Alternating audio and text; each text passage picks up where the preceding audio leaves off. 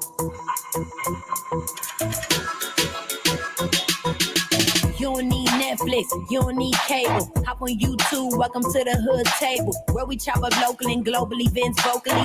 You don't really wanna miss out on these conversations. Just joke a little, laugh a little. Get that wine in your system, fill your glass a little. Expose current events, talk trash a little. You never know, these opinions might clash a little. They addicted to the content, got them binge watching. You don't like it, then you want invited. Bet your friends watching in the house and in your job parking lot before you clocking. They don't wanna miss a second of this HT content. Everybody think they got something to say, so it's an open invitation, bring it to the table. But if you come whack, just know we ain't buying in. We gon' probably turn you back and tell you sorry, try again, Yeah, welcome to the hood table. You don't need Netflix, you don't need cable. Yeah, welcome to the hood table. You don't need Netflix, you don't need cable. Yeah.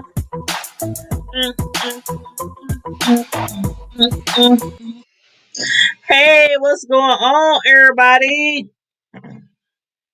Hold on one second. Let me make sure. Okay, here we go. Okay, let me turn the volume down. Hold on one second. I swear, y'all. I swear. A girl can't never just have it all together, can she?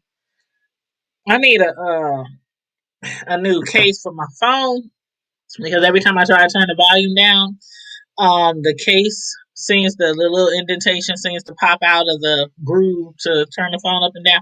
So yes, I need to get me a new case for my phone. But anywho, hey everybody, come on in. Make sure you hit the like button, hit the share button, subscribe to the Hood Table if you're not already subscribed. We're gonna do a little quick little review here over Ruthless this evening. So to all my Ruthless fans, I hope that you guys are all caught up. This episode 7, season 2, episode 7, called The Cold. The cold is about the it's about the cold. But it was a hot mess. But we're gonna jump right into it. And again, as usual, let me know what you think about the different characters and the storylines while we going through this review. So, in the beginning of this episode 7, we saw Oliver asking Yancey if he had found a set of keys to one of the vehicles, to which Yancey said no. But Yancey then offered to hotwire the vehicle for Oliver, which at first for Oliver sounded like an awesome idea, a great idea. Unless of course Lilo's body, which had been in the trunk for quite some time now, has started to reek. Like, how long has it been? It's been like 3 episodes, right? So in their time, I'm wondering how long has it been, because it's been a minute. It's been a minute. But I can just picture Yancey jumping in that car, trying to hotwire the car, bending his head down, and he just get this like, ooh, ooh, what kind of putrid, what the hell is that? And dead bodies, they have this distinct smell, so you just can't miss it. So if he didn't smell it when he was in the car, he probably smelled it on his way to the car before he even reached the car. So yeah, at first Oliver thought it was a good idea, like hell yeah, maybe he'll let Yancey hotwire the car. But then on second thought, he decided to look for the keys a little while longer before pulling Yancey into the situation. That was until Oliver spotted Andrew. He was looking at Oliver all kind of crazy, like, fool, is you folks serious? You really consider taking Lancey to Lilo's car? Because not only would Yancey know that that isn't one of their vehicles, but Yancey could also be a spy, which to me is very much likely.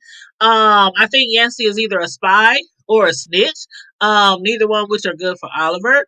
And even though we don't know for sure if he's a spy or not, he's definitely a rat who threatened to even alert the highest of him and Tally's sexual trias if she didn't give him some more of her goodies.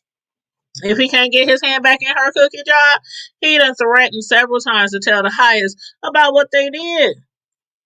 Mm. Did y'all see him all up in her window? At first, y'all, I'm serious. At first, when I saw him all up in her window, like, I guess trailers don't have screens. I don't know, or maybe they just don't have screens in their trailers. But anyway, the window was lifted up where he could literally just reach right in. And I'm thinking, is he gonna reach in and fondle her, lift her, cover, quilt up or whatnot, or try to attack her in her sleep? But no, he just woke her up and told her she better get her ass on over to his bus, which she didn't comply. She was like, "The hell with you! Do what you want, say what you want." Man, I think Tally is just at the point where she ain't got no fucks to give whether Yancey turns on her or not. But will he? Will he? I don't know. But he seems to know for sure that because he is a man, he won't be facing any disciplinary actions for sleeping with Tally if the highest was to find out. Either that, or maybe he's just lying to blackmail her into having sex with him one more again. So y'all let me know what y'all think about that. Do you think that even though the women aren't supposed to have sex unless it's ordered or set up, arranged or whatever, can a man just be running all up and through there without no consequences? Like, is that how it works? I don't think that's right. I mean, I don't know. I'm just saying. But anyway, back to Oliver who ran into Andrew. Andrew was all up underneath that trailer, y'all, claiming that he was checking on the water pipes, knowing that particular trailer didn't have any access to any running water. Oliver's like, I call bullshit. What the hell are you doing under that damn trailer? And don't tell me that you have one of the girls up underneath there. Andrew's like, "Are you serious, dude? Are you serious, dude?" But unable to come up with anything, Andrew, he just went ahead and he showed them what was underneath the trailer, and of course, it was Matthew's dead body. So now, I mean, William. Did I say Matthew? Who the heck is Matthew? William's dead body. So now they both got some dirt on each other. Oliver done killed Lilo, and Andrew done killed William. But at least Andrew had, like, to me, more of a legitimate reason for killing William. Who the hell is Matthew? William. Now, William, he had been begging Andrew to teach him some fighting techniques, some self-defense, so that he could whoop up on the highest the next time he tried to take his goodies in the wee hours of the night. And he also had threatened to kill the highest. But of course, Andrew, he never did mention to Oliver the real reason why he killed William, which was to keep him from revealing to the highest that Andrew is an undercover agent. So after realizing what Andrew had did, Oliver insisted that Andrew told the highest immediately about what had happened. But Oliver wasn't trying to tell the highest what he had did to Lilo, now was he? So, like, why the hell should Andrew have to risk himself, being punished for William's murder? But then Clark interrupted the two of them, so that Oliver could stand post while Clark went to visit Daikon. And then Andrew left, to pay a visit to the highest. And I mean, when he paid a visit to the highest, y'all talking about like somebody could have slapped me. And I was like, what? I cannot believe what the hell I am hearing. Like at first, I was thinking, why, Andrew? Why would you tell on yourself? But then we come to realize that it was a whole setup from the gate, all put into words by Daikon. Evidently, Daikon, he had William pretending all this time that the highest was taking advantage of him each and every single night. So as to see if Andrew could be trusted, he told William to keep, did I call him Matthew again? William. He told William to keep hounding and harassing Andrew until he taught him some self-defense techniques to kill the highest. So all this time, William was a whole mole. Can y'all believe?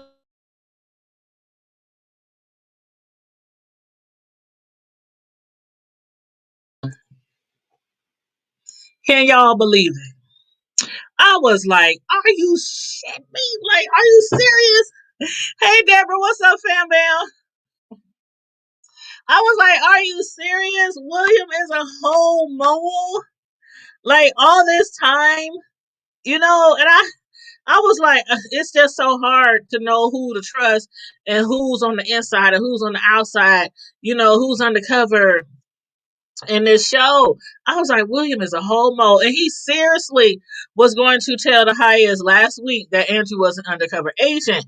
But by the way things worked out, I'm wondering if William would have preferred to be getting turned out by the highest each and every single night. over being dead, that is. Huh. I don't know.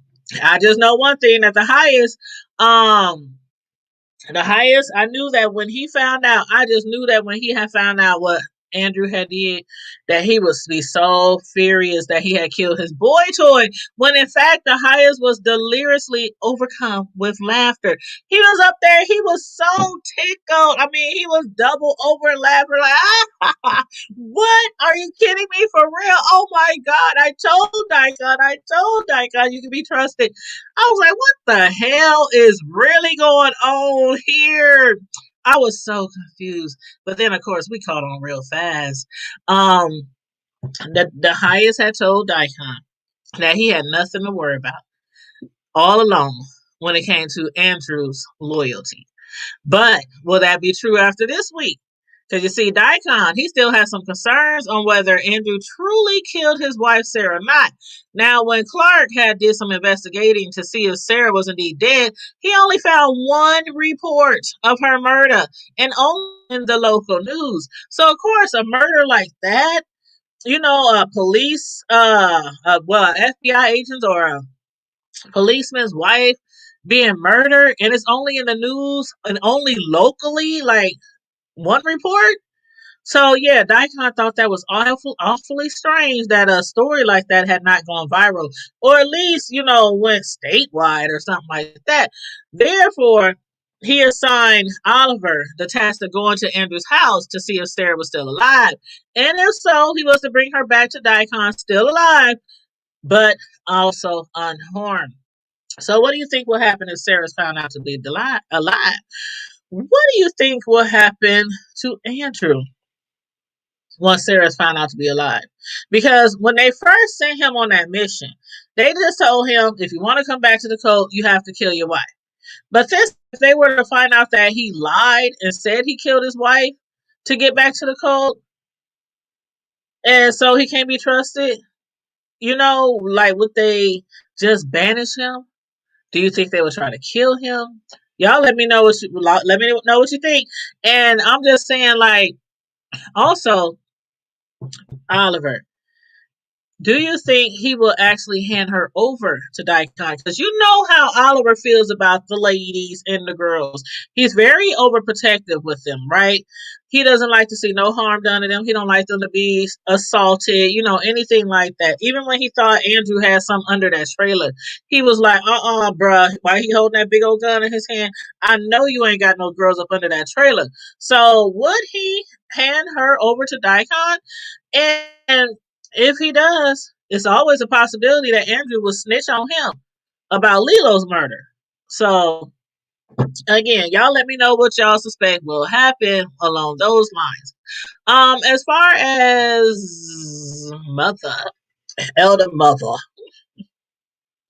Elder Mother Marva. Okay, so Elder Mother Marva, she done moved Melinda to the trailer with Ruth. Why? Melinda asked. To which Elder Mother replied, because I said so. I just love how she talked. But before Melinda could even settle in, Elder Mother had a bone to pick with Ruth. Elder Mother's old, bitter, jealous ass, she's still pissed off that, first of all, Ruth got to bathe the highest. That is something that the Elder Mother usually does. And now she's pissed off that Ruth was being like too flirtatious with the highest. She asked Ruth, what was that moment with the highest? You, girl, was just so chatty and flirty. Who do you think you are, girl? Her in that accent. Ruth, she couldn't say nothing, no. All she said was, I'm sorry. She cannot stand Elder Mother. She was like, I'm sorry. So since Elder Mother feels like she can no longer trust Ruth, she assigned Melinda to her trailer. But Melinda, best be careful messing around with that Ruth, okay? She don't even know who she playing around with. And then Melinda can't even play it off that she's only there to spy on Ruth, asking her all those strange questions in the middle of the night. Like, why the hell would Ruth want to talk to her in the middle of the night in the first place? You know Ruth don't trust nobody. She's very questionable when it comes to people, right? And she tries herself to figure out what they're up to. She already knows that other mother don't trust her. She don't like her. And so, of course, she's going to put somebody in her trailer to spy on her. And that's what she did. That's what she did. Then to find out, Ruth is the only elder who doesn't have running water in her trailer. Melinda got a kick out of that, y'all. She was just being so extra and so petty, wasn't she? She was basically trying to insinuate to Ruth that she is not as important or as valuable as she might have thought herself to be. But even though Ruth was trying to seem like unfazed, like unbothered, you could tell from the sound of her voice and from that snarl on her face that Melinda was most definitely pushing the right buttons to piss her off. I'm telling you, Melinda, tread lightly. Tread lightly, girl. But then after Melinda came back from taking a shower, Ruth, she heard Melinda's cell phone going off. Ruth must have shot up out her bed looking around like, I know mother ain't gave you permission to have a cell phone. Yes, you did. Yes, she did. Y'all, Melinda had me cracking up. Her delusional ass was just a smiling from ear to ear, talking about, mother gave me a phone. She sure did, because I'm on a mission for the highest. I was like, child, boy, she is so naive. So naive. It's the naivety for me. Is that a word? Naivety for me. Uh, anywho, Melinda just couldn't help from boasting and bragging, being disrespectful to Ruth. She just knows that once she finishes her mission, that she's going to be, selected. She's already been handpicked and assigned to this mission by Elder Mother. So she thinks that once she completes this mission, and if she pleases the highest, that she will then be enlightened. Ruth was looking at her like, Beth, you have no idea what it is to be enlightened. You have no idea. Melinda is desperate, y'all. She is desperate to be enlightened by the highest, that she is willing to do anything and everything, give her body to anyone for the love of the highest, not even knowing that being enlightened by the highest for the women is to basically have a train ran on them by like 7-11 men, none of whom are the highest. And from the expression on Ruth's face, I bet I can guarantee when it all goes down, Ruth is going to take so much joy from Melinda's disappointment. Like, while Melinda is up there trying to make Ruth jelly, like trying to make her jealous, she needs to be getting prepared for them ticket holders who are going to be riding her train. She ain't ready. She ain't ready at all. Matter of fact, I don't know. She's so naive. I wonder. I might be reaching. I might be reaching, but I don't know. I can see her like doing something in retaliation after she's enlightened. Yeah, I do. I don't know. I might be reaching. I might be reaching. But if she don't get herself prepared for all those men, um she better get prepared to be punished by mother, because as we saw, the sheriff that finally watched the entire video of Melinda and Polk having sex in his office. So now he knows that Polk was drugged, so that Melinda and others could ransack the sheriff's office looking for some type of evidence against them. But in the meantime and in between time, hey silly mommy, how you doing, boo? Welcome to the chat. Make sure you like the video, share the video. Thank you so very much. Just up here reviewing Ruthless by Tyler Perry on BET Plus. So, but in the meantime and in between time, the highest has summoned Ruth to his trailer. Y'all, I was gagging. I was straight gagging. He demanded that she not only put it on him, like put it on him, but make it hurt. Y'all, did y'all see the look on the highest face when he thought that he was about to die? Rue had his freaky, perverted ass tied up to the bedpost by both arms. She was slapping the shit out of him. She was slapping him hard as hell across his face. Then that wasn't enough pain for the highest, she grabbed that scarf or whatever it was that was nearby and commenced to choking the shit out of that man. I'm like, oh my God, Ruth. Is she like going for the sexual asphyxiation high? Or is Ruth going in for the kill? I was like, oh no, she ain't not right now. Not yet. It's too soon, Ruth. It's too soon. The highest was like, stop. He couldn't breathe, y'all. He couldn't breathe. He was like, stop, Ruth. Ruth, stop. Stop, Ruth. Child, when I say I was cracking up, he was like, Ruth, stop. Stop, Ruth. She was looking at his ass and she had that thing around his neck and she was like, I ain't stopping shit. Ruth was not stopping nothing until she was good and damn ready to stop. And then afterwards, when he started that crying shit again, I was like, Ruth, slap him, Ruth. Ruth, slap him. Slap him, Ruth. Just slap. I can't stand when he does that crybaby shit. I'm like, man, this big ass man, he's all that doggone crying every time he finished having sex. I was like, child, he needs therapy. He needs therapy instead of sitting up there smoking all them drugs all the doggone time. But anyway, I swear that man, he gotta be bipolar, psychotic, schizophrenic. He got like 5 different split personalities, especially when Andrew interrupted them to inform the highest that he had killed William. I was like, the highest that went from crying his eyes out because he done had sex and he now thinks he's unclean. And Ruth was like, if you don't shut the hell up and take this, boy. She was like, had that thing around his neck. I was like, oh shit. I was done. I was done. But anyway, let's move right along. Okay. The highest and Joan. They were both going over the finance books together. Now that Joan is in charge of the books, the highest feels a sense of relief because every time he checks the books, they always seem to be in order. And before Joan had arrived there, Lilo, he was always upset about the books not lining up right. So Joan, she feeling good about herself, that she's pleasing the highest. She told the highest, all I want to do is please you, your highest. But then, when the highest told her, he just wished that there was some kind of way for them to take a bigger portion. I was like, say what? Say who?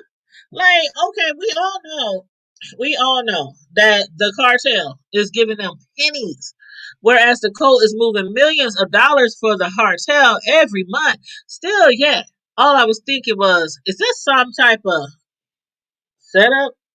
Like, I know Jones probably like, am I on candid camera and I'm being punked? You know what I'm saying? Is the highest trying to catch Joan up in some shit? Is her loyalty being tested right now? I couldn't call it. I could not call it, and neither could Joan, who insisted that the cartel has some really good accountants as well. So it might not be in their best interest to start skimming from the top. But something tells me that Joan has already been skimming from the top. I mean, that is her and River's plan, isn't it? To get to the money. That is their plan, right?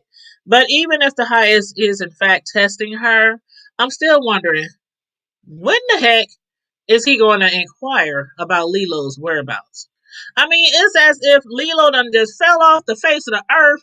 Ain't nobody even questioned his disappearance. And speaking of disappearances, will Lacey and Paula try to sneak out in Lilo's car? Or will Lilo's car be there when Oliver returns? And if the ladies do try to escape, will they be caught and then suspected of killing old Lilo, whose body is still rotten in the trunk of his car? Y'all let me know what y'all think. Y'all let me know what y'all think. Make sure, again, y'all like the video, share the video, subscribe to the Hood Table if you ain't already subscribed. And if you want to be a part of our Facebook Ruthless group, which we have about 400 people in there already, my own personal group that I created, make sure you hit me up on Instagram in my little DMs or comment in the comment section and I will drop you a link for that. But anyway, in the meantime, in the between time, you guys, I hope you're having a wonderful Tuesday. Tomorrow is hump day, mid-week. That means the weekend is almost here. Stay safe, be blessed, remain vigilant, and don't forget to keep it hood. Bye.